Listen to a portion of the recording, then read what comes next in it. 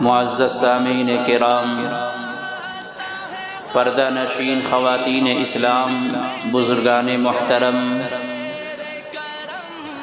اللہ تبارک و تعالی نے دنیا میں جو قیمتی چیزیں بنائی ہیں ان چیزوں میں سے ایک ہوا اور دوسری پانی ہے۔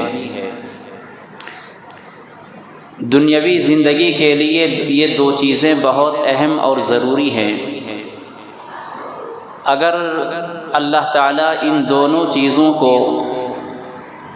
کم کر دے یا ختم کر دے تو انسان زندہ نہیں رہ سکتا، چرند و پرند تڑپ کر ختم ہو جائے۔ وَأَنزَلْنَا مِنَ السَّمَاءِ مَاءً طَهُورًا لِنُحْيِيَ بِهِ بَلْدَةً مَيْتًا۔ قرآن کریم میں اللہ تعالیٰ نے فرمایا ہے کہ ہم نے آسمان سے پانی اس لیے اتارا ہے تاکہ ہم اس سے بنجر زمین کو، مردہ زمین کو زندہ کریں۔ اور ہم اور آپ اس کا مشاہدہ بھی کرتے ہیں کہ گرمی کے موسم میں زمین چٹیل میدان ہو جاتی ہے، کھیتی کے قابل نہیں رہتی، اس میں کوئی ہریالی نہیں آتی۔ اور جب بارش کا موسم آتا ہے، برسات کا موسم آتا ہے تو زمین ہریالیوں سے بھر جاتی ہے، باغیچہ معلوم ہونے لگتی ہے اور ہر طرف چرند و پرند کی چہچہاٹ نظر آنے لگتی ہے۔ تو مردہ زمین کو اللہ تعالیٰ نے پانی کے ذریعے سے زندگی بخشی، اور چرند و پرند اور جتنے بھی مخلوقات ہیں سب کے لیے ہوا ضروری ہے۔ بغیر ہوا کے کوئی چیز زندہ نہیں رہ سکتی، بغیر پانی کے کوئی چیز زندہ نہیں رہ سکتی۔ تو دنیاوی زندگی کے لیے جس طرح پانی اور ہوا ضروری ہے، اور اللہ نے ان دو چیزوں کو عام کر دیا ہے، بالکل سستی۔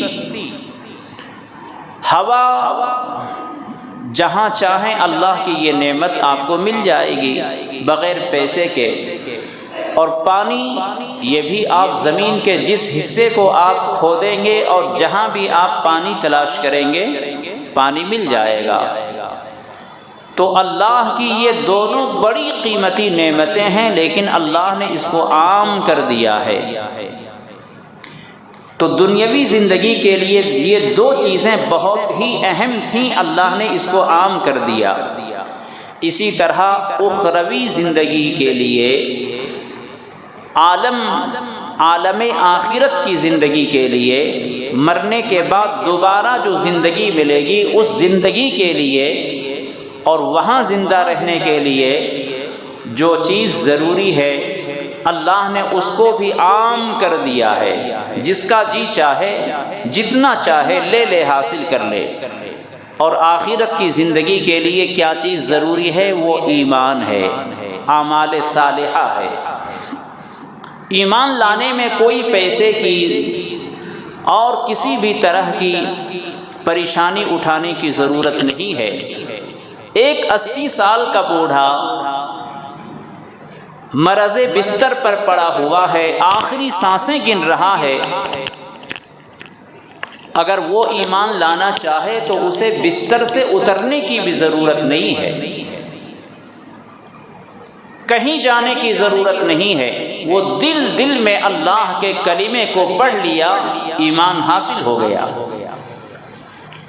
اب وہ آخرت کی زندگی میں زندہ رہے گا۔ دنیاوی زندگی کے لیے پانی اور ہوا بہت ضروری ہے، اللہ نے اس کو سستا اور عام کر دیا ہے۔ جو چاہے ہوا حاصل کرے، جو چاہے پانی حاصل کرے، اور ان دو چیزوں کو حاصل کیے بغیر کسی کی زندگی کا تصور نہیں۔ اسی طرح آخرت کی زندگی کے لیے، باقی رہنے کے لیے اللہ نے ایمان اور اعمال صالحہ کو رکھا ہے۔ اگر زندگی چاہیے، آخرت کی عزت چاہیے، آخرت کی کامیابی چاہیے، تو اللہ نے اس کے لیے یہ دو چیزیں سستی کر دیا ہے۔ جو چاہے ایمان لائے۔ ایمان کسی قوم کی جاگیر نہیں ہے، ایمان کسی قوم کی وراثت نہیں ہے، ایمان کسی مذہب والوں کی جائیداد نہیں ہے کہ وہ اپنے انڈر میں رکھے کسی اور کو نہ دے۔ جو چاہے اللہ کے اوپر ایمان لے آئے اور آخرت میں کامیاب ہو جائے، اللہ نے اس کو بھی عام کر رکھا ہے۔ لیکن فرق یہ ہے میرے دوستو کہ دنیاوی زندگی کے لیے انسان کوشش تو کرتا ہے، پانی کا انتظام کرتا ہے، کہیں بھی مکان کی تعمیر کرنا ہو، کہیں بھی گھر بنانا ہو، کہیں بھی بلڈنگ کھڑا کرنا ہو تو سب سے پہلے پانی کے انتظام کے بارے میں سوچتا ہے۔ کہاں صحیح صاف ستھری ہوا ملے گی، آدمی وہاں پہنچتا ہے کہ یہاں ہمیں اچھی اور ٹھنڈی ہوا ملے گی، بالکل فریش اور تازہ ہوا ملے گی، وہاں پہنچتا ہے۔ لیکن آخرت کے لیے ہمارے نزدیک کوئی قیمت نہیں ہے، اس لیے ایمان اور اعمال صالحہ کی ہمارے پاس قدر نہیں ہے۔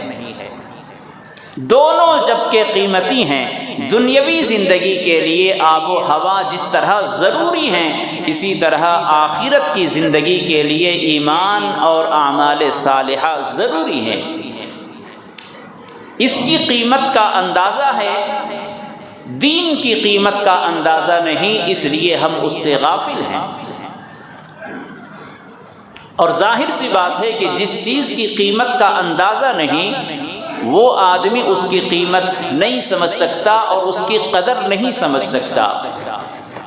حضرت شیخ سعدی علیہ الرحمہ نے ایک چھوٹی سی اپنی بات بتائی اور ایمان کی قیمت کیا ہے اس کا اندازہ انہوں نے لوگوں کو بتایا۔ انہوں نے فرمایا کہ ایک سونے کی انگوٹھی تھی، ایک بچے کے ہاتھ میں سونے کی انگوٹھی تھی، تو ایک ٹھگنے والے نے، چونا لگانے والے نے اس بچے سے کہا کہ بیٹے یہ انگوٹھی تم اپنے منہ میں لو، منہ کے اندر، زبان کے اندر رکھو۔ تو اس بچے نے اس انگوٹھی کو تھوڑی دیر منہ میں اور زبان پر رکھا تو کہا کہ کچھ بھی نہیں دکھ رہا ہے۔ تو کہا کہ اچھا ٹھیک ہے، میرے پاس ایک چیز ہے، اس کو تم زبان میں رکھو۔ تو انہوں نے اپنی جیب سے ایک چاکلیٹ نکال کر دیا اور کہا کہ اس کو اپنی زبان پر رکھو۔ تو بچے نے جیسے ہی زبان پر چاکلیٹ کو رکھا، اس کو اس میں مزہ آیا، میٹھا لگا، اس کی حلاوت کا احساس ہوا۔ تو اس ٹھگنے والے نے یہ کہا کہ اب ایسا کرو کہ یہ چاکلیٹ تم لے لو اور یہ انگوٹھی مجھے دے دو۔ بچے کے نزدیک چاکلیٹ کا ذائقہ معلوم تھا، انگوٹھی کا ذائقہ معلوم نہیں تھا، انگوٹھی کی قیمت معلوم نہیں تھی، اس لیے اس بچے نے انگوٹھی کے بدلے میں چاکلیٹ کو لے لیا۔ آج ہماری مثال یہی ہے کہ ہمیں قیمت معلوم نہیں، ایمان کی قیمت کیا ہے، اعمال صالحہ کے اندر کیا تاثیر ہے، کیا قوت ہے، اس کا اندازہ نہیں۔ اس لیے جو چاہے ہمارے ایمان کا سودا کر لے، جو چاہے ہمارے ایمان کو خرید لے، جو چاہے ہمارے اعمال صالحہ کو بگاڑ دے، اس لیے کہ ہمیں ایمان و اعمال کی قدر نہیں ہے، قیمت معلوم نہیں ہے۔ تو ہمیں اپنے ایمان کی قدر کرنی چاہیے، اعمال صالحہ کی قدر کرنی چاہیے، یہی چیزیں آخرت میں کام آنے والی ہیں۔ دنیا کی جو دولت ہے یہیں رہ جانے والی ہے، دنیا میں جو شان و شوکت ہے یہیں رہ جانے والی ہے۔ ایمان کے اعتبار سے اگر کسی نے ایک مرتبہ سبحان اللہ کہہ دیا ہے، خدا کی قسم یہی ایمان کے ساتھ سبحان اللہ کہنا اس کو جنت تک پہنچائے گا۔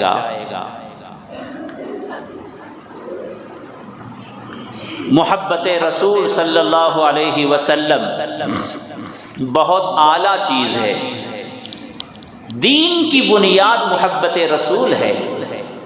آپ 5 بنیادیں جو پڑھتے ہیں، توحید، نماز، روزہ، حج، زکوٰۃ، یہ 5 ستون ہیں اسلام کے، لیکن ان تمام چیزوں میں محبت رسول ثابت سالم ہے، اور ان تمام چیزوں میں محبت رسول کا ہونا ضروری ہے، طریق رسول کا ہونا ضروری ہے۔ آپ توحید کیسی مانتے ہیں؟ وہ ماننا ہے جو اللہ کے رسول صلی اللہ علیہ وسلم سے ثابت ہے۔ توحید کا مطلب کیا ہے؟ اللہ ایک ہے، عبادت کے لائق وہی ہے۔ اب اللہ کے رسول صلی اللہ علیہ وسلم نے توحید کا جو مطلب بتلایا ہے، فرمایا ہے، وہی مطلب ہمیں سمجھنا ہے، کسی اور کے مطلب کو نہیں لینا ہے۔ نماز کیسی پڑھنی ہے؟ طریقے رسول کے مطابق پڑھنی ہے۔ آپ نے جمعہ کی 2 رکعت نماز پڑھی، ظہر کی 4 رکعت نماز پڑھی، لیکن اپنے طریقے سے پڑھا ہے، اللہ کے دربار میں وہ قابل قبول نہیں ہے۔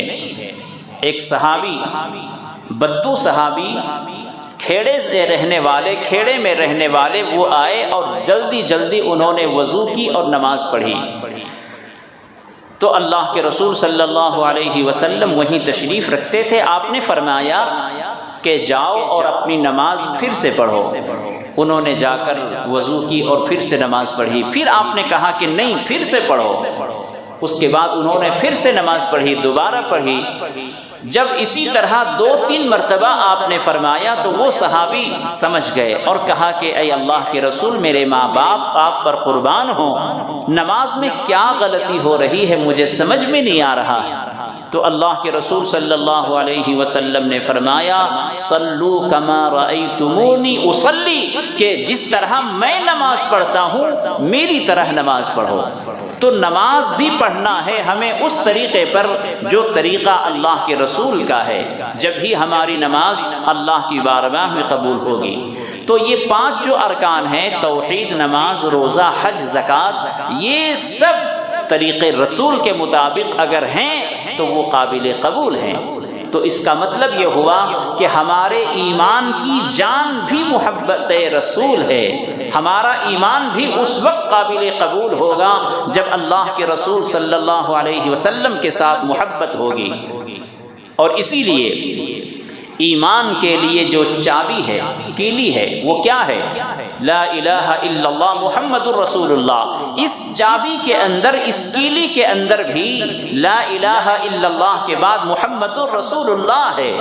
اگر کسی نے آدھے کلمے کو پڑھا ہے، اس کا ایمان نامکمل ہے، وہ قابل قبول نہیں ہے۔ اس کو پورے کلمے پر ایمان لانا ضروری ہے، پورے کلمے پر کا اقرار کرنا ضروری ہے۔ تو معلوم یہ ہوا کہ جو 5 ارکان خمسہ ہیں اسلام کے، ان کی جان بھی محبت رسول ہے۔ محبت رسول میں کسی بھی طرح کی کمی نہ آنے پائے، کسی بھی طرح کا شک نہیں ہونا چاہیے، کسی بھی طرح کی کمزوری نہیں ہونی چاہیے، بلکہ میں کہتا ہوں کہ اعمال صالحہ کے اندر اگر کچھ کمی ہے اللہ تعالیٰ اس کو معاف فرمائے گا، لیکن اگر محبت رسول میں کسی طرح کی کمی ہے تو اللہ تعالیٰ اعمال صالحہ کو برباد کر دے گا محبت رسول میں کمی کی وجہ سے۔ بلکہ آپ کو بتاؤں، اللہ تعالیٰ فرماتا ہے، اے میرے بندے، تم مجھ سے محبت کرنا چاہتے ہو تو میرے رسول سے محبت کرو تو ہم بھی تم سے محبت کریں گے۔ تو یہ محبت کی انتہا ہے کہ اللہ نے اپنی محبت کا مدار اپنے رسول کی محبت کو بنایا ہے کہ تم مجھ سے محبت کرنا چاہتے ہو تو میرے رسول کی اتباع کرو، میرے رسول سے محبت کرو، تب ہم تم سے محبت کرنے لگیں گے۔ تو محبت رسول میں کسی بھی طرح کی کوئی کمی نہ آنے پائے، محبت رسول میں کسی طرح کی کمزوری نہ آنے پائے، جب ہی ایمان ہمارا مکمل ہو سکتا ہے۔ ہم تو بہت بعد میں پیدا ہوئے، خیر القرون کا جو زمانہ تھا، اللہ کے رسول صلی اللہ علیہ وسلم کے زمانے مبارک میں حضرت عمر رضی اللہ عنہ جیسے جلیل القدر صحابی، ان کو آپ نے فرمایا کہ اے عمر، جب تک تم مجھے اپنی جان سے بھی زیادہ محبوب نہ سمجھو، اپنی جان سے بھی زیادہ عزیز نہ سمجھو، اس وقت تمہارا ایمان نامکمل ہے۔ یعنی اگر کوئی اللہ کے رسول صلی اللہ علیہ وسلم کو مال سے زیادہ محبوب سمجھتا ہے، دولت سے زیادہ محبوب سمجھتا ہے، اولاد سے زیادہ محبوب سمجھتا ہے، لیکن اپنی جان سے زیادہ محبوب نہیں سمجھتا، اس کا ایمان نامکمل ہے۔ آپ نے فرمایا اے عمر جب تک تم مجھے اپنی جان سے بھی زیادہ محبوب نہ سمجھو تمہارا ایمان نامکمل ہے۔ صحابی کے بارے میں فرمایا۔ میرے دوستو، ادب بہت بڑا زینہ ہے، بہت بڑا ذریعہ ہے محبت رسول تک پہنچنے کے لیے۔ جو اپنے آپ کو عاشق رسول کہتا ہے، جو اپنے آپ کو اللہ کے رسول سے محبت کرنے کا دعویٰ کرتا ہے، یقیناً اس کے اندر ادب ہوگا۔ اگر وہ ادب نہیں ہے اس کے اندر تو اس کا دعویٰ جھوٹا ہے۔ ادب پہلی سیڑھی ہے محبت رسول کے لیے۔ جس کے اندر محبت رسول ہوگی اس کے اندر ادب ضرور ہوگا۔ تو پہلے کسی اعلیٰ چیز کو حاصل کرنے کے لیے ایک ایک سیڑھی چلنا پڑتا ہے۔ ایک ایک سیڑھی جب چڑھیں گے تو اس اعلیٰ چیز پر آپ پہنچ جائیں گے۔ اسی لیے حضرت شاہ عبد العزیز محدث دہلوی رحمۃ اللہ علیہ نے ایک حدیث بیان فرمائی ہے، اور یہ بہت اہم حدیث ہے، ہم سب کے سمجھنے کے لیے ہے، ہم سب کے عمل کرنے کے لیے ہے۔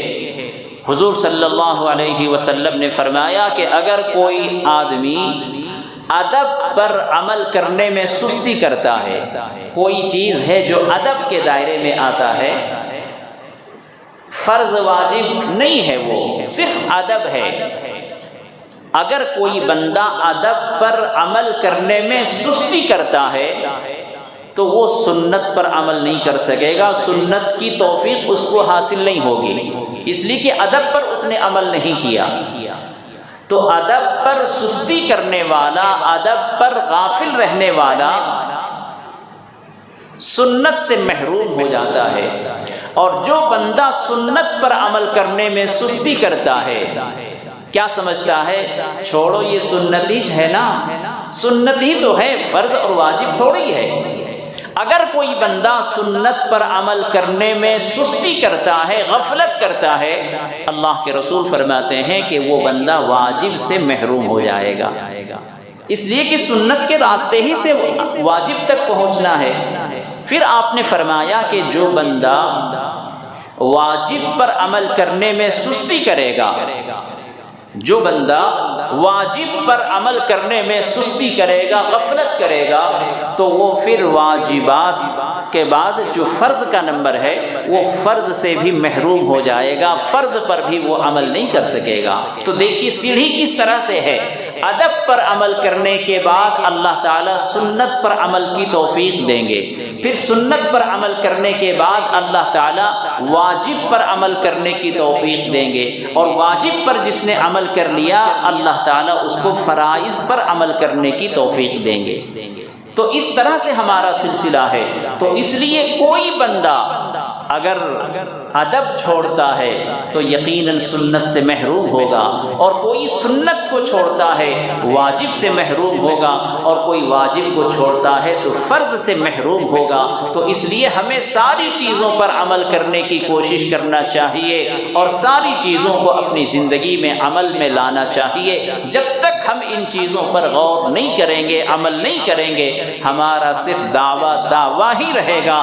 قرآن کہہ رہا ہے، 1400 سال سے فرما رہا ہے، ان تنصروا اللہ ینصرکم ویثبت اقدامکم، اے ایمان والو اگر تم اللہ کی مدد کرو گے تو اللہ بھی تمہاری مدد کرے گا اور تمہارے پاؤں کو زمین میں جما دے گا۔ جس کے پاؤں زمین پر ٹکتے ہیں، جس کے پاؤں زمین پر جم جاتے ہیں، تو ہوا اور طوفان سے اس کا کوئی نقصان نہیں ہو سکتا۔ تو اللہ کی مدد ہم کیسے کریں گے؟ اللہ کیا کمزور ہے؟ اللہ کیا کائنات کو چلا چلا کر تھک گیا ہے کہ ہم اس کی مدد کریں گے؟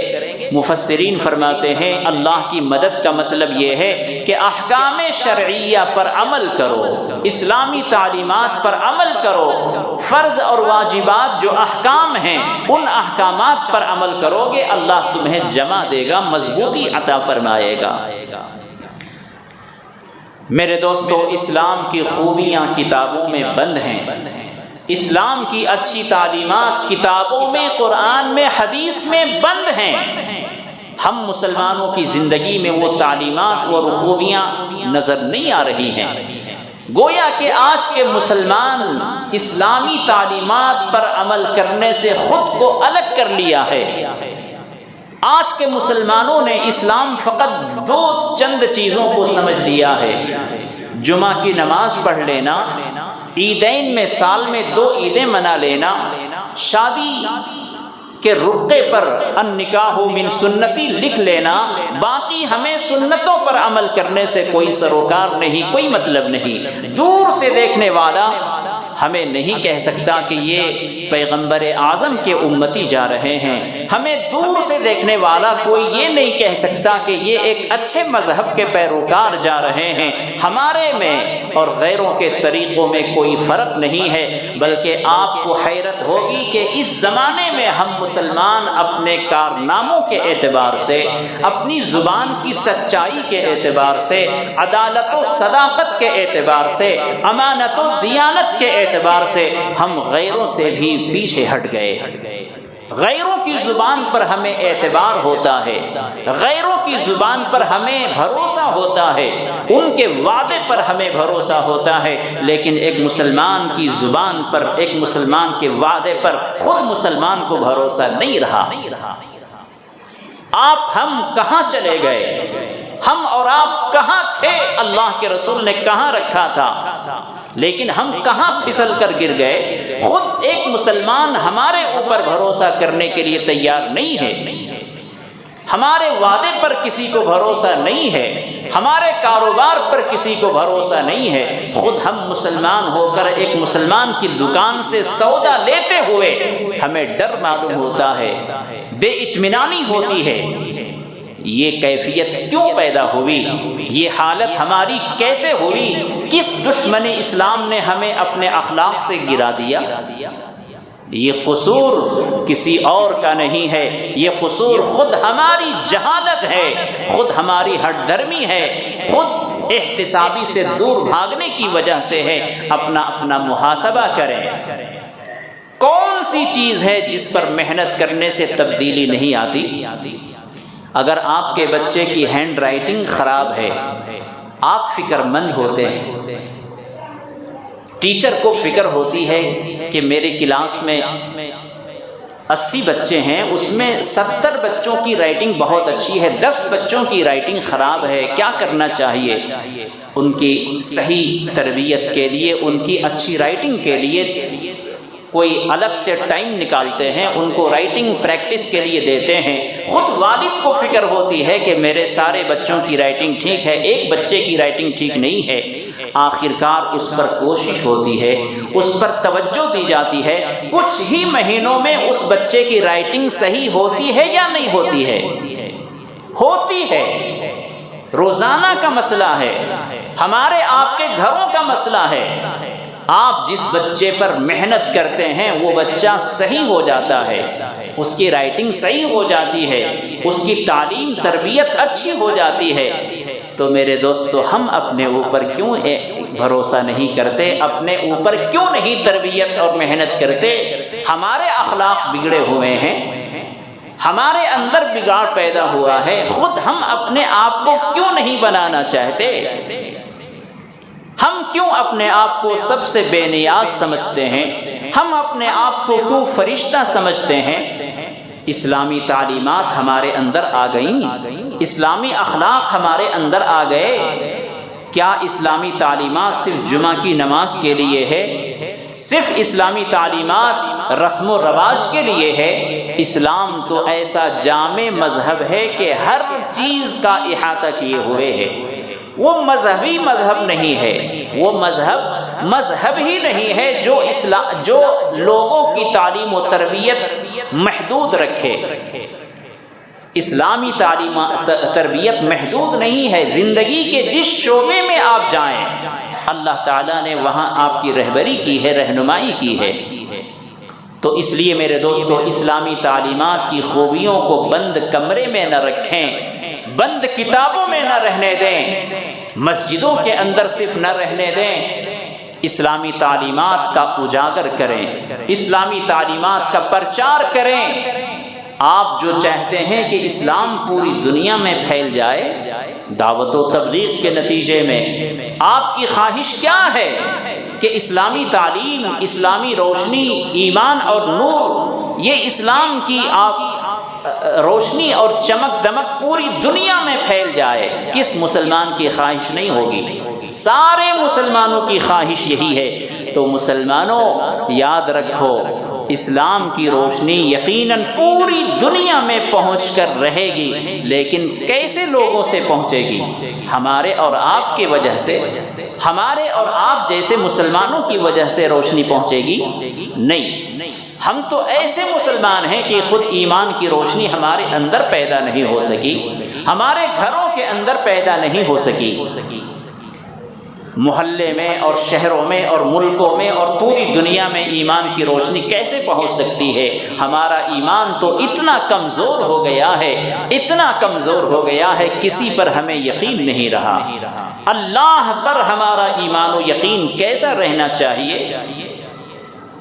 کیسا رہنا چاہیے؟ آج کا ہمارا عقیدہ توحید کتنا کمزور ہو گیا۔ ایک تاگے کے اوپر ہمارا ایمان آ گیا، ہاتھ میں تاگا ہے تو ساری پریشانیوں سے نجات۔ 5 وقت کی نماز پڑھو، آپ کو یقین نہیں۔ گھر میں بے برکتی کیوں آ رہی ہے؟ اللہ کا کیا فرمان ہے اس پر یقین نہیں۔ لیکن آپ کسی عامل کے پاس جاتے ہیں اور وہ ایک کاغذ دیتا ہے، جلا لینا، اگربتی شام کے وقت میں سلگا لینا، گھر میں برکت آ جائے گی۔ نماز روزے پر آپ کو یقین نہیں ہے، صدقہ خیرات پر آپ کو یقین نہیں ہے، ایک باٹل پانی دم کر کے دے دیا، پی لو، ساری بلا سے نجات مل جائے گی۔ یہی تو ہمارا ایمان رہ گیا۔ اس لیے میرے دوستو، اتنے بھولے بھالے نہ بنے اسلام کے تعلق سے۔ دنیاوی اعتبار سے جتنے آپ چالاک ہیں، نفع نقصان کو سمجھتے ہیں، کالے سفید کو سمجھتے ہیں، اسی طرح آپ دین کے معاملے میں بھی سمجھدار بنے، اتنے بیوقوف نہ بنے۔ اللہ تعالیٰ نے ایک ہماری اور آپ کی سادگی کا ایک مثال دیتا ہوں، سادگی کی مثال ہے۔ اللہ تعالیٰ نے قرآن کریم میں فرمایا، شہد اور قرآن دونوں شفا کا ذریعہ ہیں۔ ہماری بیوقوفی کہہ لیجئے یا سادگی کہہ لیجئے، چالاکی کہہ لیجئے، قرآن میں شہد اور قرآن کو شفاء للناس کہا ہے کہ شہد کھاؤ تو شفا ملے گی، قرآن پڑھو تو شفا ملے گی۔ لیکن واہ چالاک انسان، شہد کو کھانا تو آسانی سے سمجھ میں آ گیا، قرآن پڑھنا سمجھ میں نہیں آیا۔ قرآن نہیں پڑھتے، قرآن دیواروں پہ لٹکا کے رکھ دیا ہے، شوکیس پہ سجا کے رکھ دیا ہے، جو آسان تھا اس کو لے لیا، شہد کھا رہے ہیں۔ اور قرآن اللہ نے فرمایا ہے پڑھو تو پڑھتے نہیں، قرآن کو طاقوں میں سجا رکھا ہے۔ سال میں ایک بار قرآن خوانی کرا لیا، کرائے پر علماء کو بلا لیا، ان سے قرآن پڑھوا لیا۔ تو یہ ہماری سادگی ہے یا چالاکی ہے؟ شہد کو کھانا آسان تھا، اس کو کھا لیا۔ قرآن کے پڑھنے میں ذرا وضو بنانا ہے، ٹائم لگانا ہے، غور سے دیکھنا ہے، اس کو ہم نے چالاکی سے چھوڑ دیا۔ تو یہ میرے دوستو چالاکی ہے ایسے مسلمانوں کے لیے جو قرآن کو چھوڑ دے۔ قرآن کریم میں خود اللہ نے فرمایا ہے، یا ربی ان قوم اتخذوا ھذا القرآن مہجورا، کہ اگر قیامت کے دن اللہ کے رسول صلی اللہ علیہ وسلم یہ فرمائیں گے کہ اے میرے رب، میری وفات کے بعد میری امتوں نے قرآن پڑھنا چھوڑ دیا تھا، بتاؤ اس وقت کون شفاعت کرے گا، کون سفارش کرے گا؟ وہاں تو انبیاء بھی نفسی نفسی کے عالم میں ہوں گے، کوئی نہیں ہے جو اللہ کے پاس ہماری سفارش کر سکے، شفاعت کرا سکے۔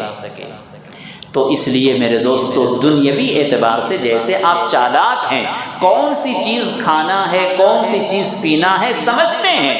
شہد کھانا ہے، کھایا، اس کو طاقوں میں سجا کر رکھا، شوکیس میں باٹل کو رکھا، کیا نہیں رکھا نا؟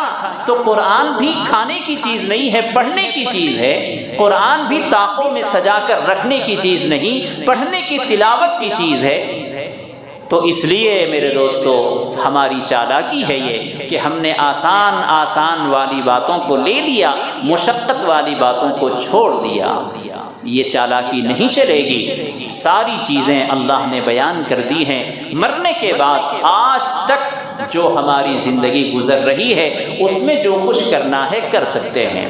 مرنے کے بعد ایک لفظ کا بھی اضافہ نہیں ہوگا، ایک بار بھی سبحان اللہ پڑھنا چاہیں گے نہیں پڑھ سکتے۔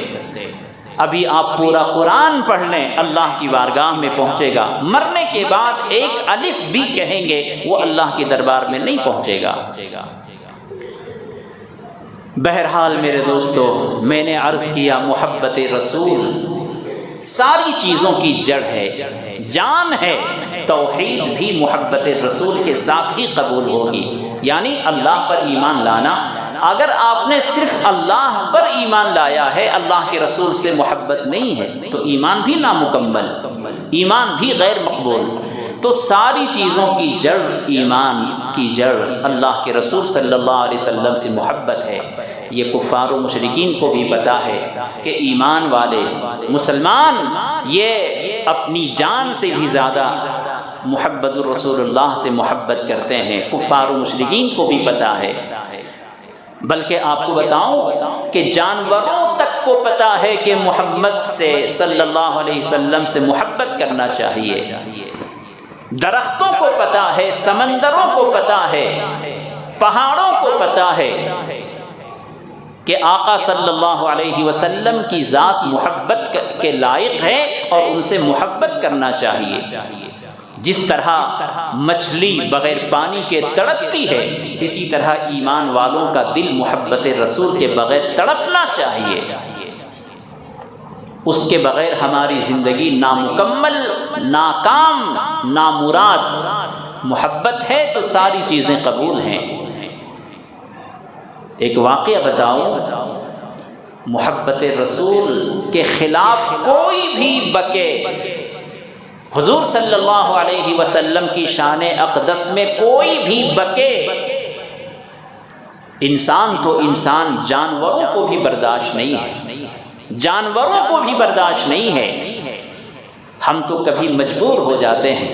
ابھی کچھ مہینہ پہلے یہیں ہندوستان میں ایک کتیا نے محبت رسول کے خلاف، یعنی حضور صلی اللہ علیہ وسلم اور حضرت عائشہ صدیقہ رضی اللہ عنہا کے تعلق سے بہت برا تبصرہ کیا تھا، اور پورے ملک میں مسلمانوں کو اذیت ہوئی تھی، تکلیف ہوئی تھی، احتجاجات ہوئے تھے۔ اور پھر کیا کیا ہوا، سپریم کورٹ کا تبصرہ، پھر اس کو اریسٹ ہونے سے بچانے کا اسٹے وغیرہ سب کچھ ہوا۔ ان تمام چیزوں کو دیکھتے ہوئے پھر ایک کتے نے بھوکا ہے تلنگانہ حیدرآباد میں، اور وہاں کے مسلمانوں نے ایمانی ثبوت کا، ایمانی غیرت کا ثبوت دیتے ہوئے وہاں بھی احتجاج ہوا اور اریسٹ بھی ہوا وہ کتا، اور پھر تھوڑی دیر کے بعد پھر رہائی بھی ہو گئی۔ لیکن وہاں کے مسلمانوں کو شاباش، وہاں کے مسلمانوں کے جذبے کو سلام، انہوں نے اپنے پروٹیسٹ کو، احتجاج کو جاری رکھا، اور دوبارہ اس کو پھر گھسیٹا گیا اور جیل کے اندر ڈالا گیا۔ تو ہم تو کبھی کبھی مجبور ہو جاتے ہیں، ورنہ تو جانوروں کو بھی برداشت نہیں ہے کہ کوئی اللہ کے رسول کے خلاف بکے۔ امریکہ میں ایک اسٹیٹ ہے شگاپو، اس میں عیسائیوں کی ایک جماعت، عیسائیوں کے پادریوں کی ایک جماعت کہیں جا رہی تھی کسی فنکشن میں، اور وہ فنکشن تھا کہ منگول ایک قوم ہے، ان میں ایک شخص نے عیسائی کو قبول کر لیا تھا، عیسائیت کو قبول کر لیا تھا، تو اس کے لیے فنکشن میں جا رہے تھے۔ تو اس عیسائی تقریب میں ایک پادری نے نعوذ باللہ اللہ کے رسول صلی اللہ علیہ وسلم کی شان میں گستاخی کی۔ تو ایک کتا جو پالتو کتا تھا، جس کو تربیت ہوتی ہے کہ وہ انسانوں کو نہ کاٹے یا وہ انسانوں کو دیکھ کر نہ بھوکے، جب اس پادری نے اللہ کے رسول کی شان میں گستاخی کی تو وہ بھونکنے لگا اور بالکل رسی توڑنے کے لیے بالکل بے چین ہو گیا کہ میں رسی توڑ دوں۔ لیکن اس کو قابو میں کیا گیا، اور جس کا کتا تھا اس نے کہا کہ آپ کے اوپر یہ حملہ کرنے والا تھا اس لیے بے چین تھا، تو اس پادری نے اپنی بے عزتی کو بچانے کے لیے کہا کہ نہیں، اصل میں یہ کتا بہت باغیرت ہے، اور جب میں ہاتھ اٹھاتا تھا تو اس کو لگتا تھا کہ میں کتے کو مارنے کے لیے ہاتھ اٹھا رہا ہوں، اس لیے وہ بھونک رہا تھا۔ اور اس کے بعد اس نے اپنی تقریر جاری رکھی اور پھر حضور صلی اللہ علیہ وسلم کی شان میں گستاخی کی، تو اس مرتبہ کتے کو برداشت نہیں ہوا اور اس نے اس طرح سے اپنے بدن کو جھٹکا دیا کہ وہ رسی کا، گلے کا جو پھندا تھا رسی وہ ٹوٹ گئی، اور جا کر اس پادری کتے کو اس پالتو کتے نے دبوچ لیا، اور گردن ایسی اس نے دبوچا ہے کہ وہیں وہ کتا جہنم رسید ہو گیا، مر گیا۔ اس واقعے میں کسی بھی طرح کا کوئی شک نہیں۔ حضرت بخاری شریف کے جو شارح ہیں حافظ ابن حجر عسقلانی رحمۃ اللہ علیہ، انہوں نے اس کو بیان کیا ہے اور فرمایا ہے کہ حضور صلی اللہ علیہ وسلم کی شان میں گستاخی کرنے والے کو ایک کتا بھی برداشت نہیں کرتا کہ حضور کی شان میں کوئی بکے۔ تو خیر یہ دنیا ہے، ہم کئی قانونوں کے اندر جکڑے ہوئے ہیں، لیکن ہمارے دل میں محبت رسول میں ایک دانے کے برابر بھی کمی نہیں آنی چاہیے۔ قانونی طور پر جو کچھ بھی ہوگا ہم اس کے لیے دفاع کریں گے، قانونی طور پر جب ضرورت پڑے گی ہم اپنی محبتوں کا، جانوں کا نذرانہ پیش کریں گے۔ ہمیں بیدار ہونے کی ضرورت ہے۔ جب ہم سو جاتے ہیں تبھی کوئی دشمن حملہ کرتا ہے، اگر کوئی جاگتا رہے تو گھر کے اندر کوئی چور داخل نہیں ہوگا۔ جب چور دیکھتا ہے کہ گھر والے سو رہے ہیں تو وہ آ کر گھر میں گھستا ہے، تالے توڑتا ہے، جو بھی کرتا ہے، خزانہ چوری کر کے لے جاتا ہے۔ اس لیے مسلمانوں ہمیں بیدار ہونے کی ضرورت ہے، ہمیں بیدار ہونے کی ضرورت ہے۔ الحمدللہ چامراج پیٹ عیدگاہ کا مسئلہ حل ہوا ہے، اور ہائی کورٹ کا جو فیصلہ آیا کہ جس طرح بچے پلے گراؤنڈ کے طور پر کھیلا کرتے تھے وہ بچے وہاں کھیلا کریں گے، اور مسلمان سال میں 2 عیدیں، عید الفطر اور عید الاضحیٰ، جس طرح سے وہاں نماز ہوتی رہی ہے ہوتی رہے گی۔ باقی جو غیروں کا جو دعویٰ تھا اور جو کچھ بھی ان کی طرف سے شرارتیں تھیں، سازشیں تھیں، اللہ تعالیٰ نے ان سازشوں کو ابھی بند کر دیا ہے۔ لیکن میں آپ سے عرض کرتا ہوں، اور یہ آواز جہاں تک پہنچتی ہے میں ذمہ داران سے عرض کرنا چاہتا ہوں کہ اگر وہ زمین اوقاف کی ہے، وقف کی ہے، مسلمانوں کی ملکیت ہے، تو پھر وہ ہمیں صرف سال میں 2 کام کے لیے اجازت دے رہے ہیں، بچوں کو کھیلنے اور ہمارے سال میں 2 عیدوں کی اجازت دے رہے ہیں۔ اس کا مطلب کیا ہے؟ اگر وہ چیز ہماری ہے، مسلمانوں کی ملکیت ہے، تو ہمیں مکمل اختیار ہونا چاہیے کہ ہم اس میں جو چاہیں کریں، دین کے جلسے ہم کریں، یا اگر ہم چاہیں تو کوئی اور ہم وہاں کر سکتے ہیں نوجوانوں کی ٹریننگ وغیرہ کے سلسلے میں۔ یہ اس طرح کی جو احکام جو جاری کیے گئے، ہائی کورٹ کا جو فیصلہ کیا گیا ہے، میں سمجھتا ہوں کہ یہ بھی ہماری آزادی پر ایک طرح سے روک ہے، بریک ہے۔ اور دوسری بات، یہ مسئلہ صرف یہیں تک رکنے والا نہیں ہے، جہاں جہاں ہماری کمزوریوں کو دیکھیں گے وہاں وہاں یہ دعویٰ کریں گے۔ اس لیے سب سے پہلی فرصت میں ہماری مسجدیں ہوں یا عیدگاہ ہوں یا مدرسے ہوں، اس کے ڈاکومنٹس کو پکا کرنا کی ضرورت ہے۔ ڈاکومنٹس بالکل پکے ہو جائیں، کسی بھی طرح کے کاغذات میں، قانونی کارروائی میں جھول نہ ہو، کوئی کمزوری نہ ہو۔ جب تک ہمارے ڈاکومنٹس پکے نہیں ہوں گے ہمیں ڈر سا لگا رہے گا کہ پتہ نہیں کب کیا ہو جائے، کب کیا دعویٰ دائر کر دیا جائے۔ اس لیے ہر ادارے والے کی ذمہ داری ہے کہ اپنے اپنے ادارے کو قانونی طور پر، کاغذی طور پر، دستاویزات کے طور پر مضبوط کریں۔ یہ ڈرنے کی چیز نہیں ہے۔ اگر ہماری زمین ہے، ہماری ملکیت ہے، تو ہم جو چاہیں کریں۔ آپ کے کہنے سے ہم سال میں 2 عیدیں کریں گے، 2 عید کی نماز پڑھیں گے، ہم مسلمانوں کو ٹریننگ دلائیں گے، ہم مسلمانوں کے لیے اصلاح معاشرہ کا جلسہ کرا سکتے ہیں، ہم کوئی اور کیمپ لگا سکتے ہیں انسانیت کی فلاح و بہبود کے لیے۔ وہ ہمیں اس طرح کے بھیک دینے کی طرح سے صرف 2 عیدوں کی اجازت دے رہے ہیں، اس کا مطلب کیا ہے؟ تو اس لیے بہرحال میرے دوستو، ہمیں فائٹ کرنا بھی آنا چاہیے۔ جہاں جو زبان بولی جاتی ہے، جہاں جس چیز کی ضرورت پڑتی ہے، ہم مسلمانوں کو تیار ہونے کی ضرورت ہے۔ جہاں قانون، جہاں قلم کی ضرورت ہے، وہاں ہمیں قانون اور قلم کو چلانے اور سیکھنے کی ضرورت ہے۔ جہاں طاقت کی ضرورت ہے، وہاں ہمیں طاقت کا بھی استعمال کرنا ہے۔ آپ راستے میں جا رہے ہیں، اپنی فیملی کے ساتھ جا رہے ہیں، کسی کم بخت کتے نے آپ کی بیوی پر، آپ کی بیٹی پر ناجائز حرکت کی، تو آپ کیا وہاں ان کے لیے محبت کا ترانہ گائیں گے؟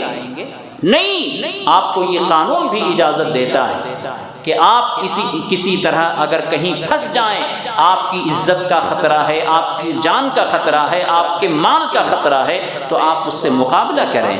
تو اس لیے ہمیں دین کے اعتبار سے، دنیا کے اعتبار سے ہمیں صحیح طور پر بیدار ہونے کی ضرورت ہے۔ دنیا کے اعتبار سے آپ کو بیدار رہنا ہے، دین کے اعتبار سے بھی آپ کو بیدار رہنا ہے۔ اللہ تعالیٰ سے دعا ہے اللہ تعالیٰ ہمارے ملک میں امن و سلامتی قائم فرمائے اور دشمنوں کی دشمنی سے ہماری اور ہماری عبادت گاہوں کی حفاظت فرمائے۔ وآخر دعوانا ان الحمد للہ رب العالمین۔